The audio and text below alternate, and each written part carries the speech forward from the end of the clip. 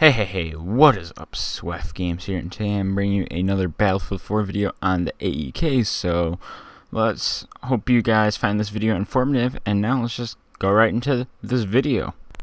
So why the AEK is so good in Battlefield 4. Just about all guns in Battlefield 4 are viable options and have a purpose, but depending on how the game is designed, some guns are just not very effective. So in this comparison to this, let's look at why the AEK is the best gun in the game.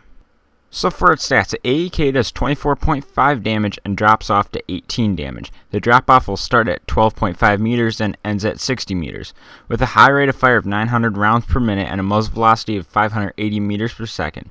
This gun has a reload time of 3.6 seconds empty and 2.3 seconds with at least one bullet in the chamber.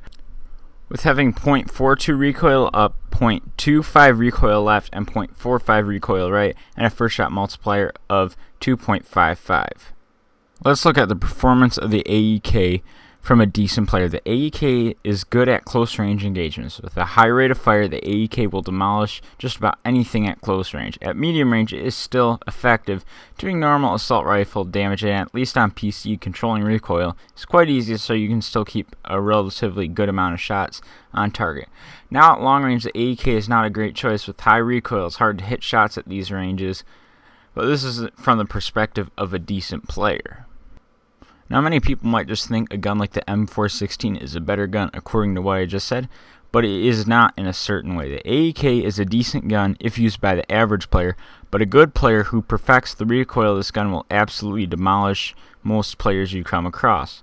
With the AEK being great at close range, good at medium range, and with use and learning to control the recoil and using small bursts, the AEK can compete with other assault rifles at these ranges, even if they are made to be good at these distances. Excluding the Bulldog and the Scar H, all other low fire rate assault rifles do not do enough damage per second for the slight accuracy benefit they are given to be extremely effective at their ranges that they're designed to be effective. So if a skilled AEK player gets in a long range engagement with an opponent using a low fire rate assault rifle, normally the skilled AEK player can either get away to cover before he is killed or has a decent chance of killing the enemy. Because a close range assault rifle like the AEK can also be a viable option at long ranges, and a long range assault rifle cannot do enough DPS at range or is not accurate enough to be extremely effective, it makes both guns relatively comparable at a range like this. Although the average player would be better off with a low RPM assault rifle at long ranges, a skilled player would be better off with something like an AEK or any mid-range assault rifle unless you are going for only long-range engagements.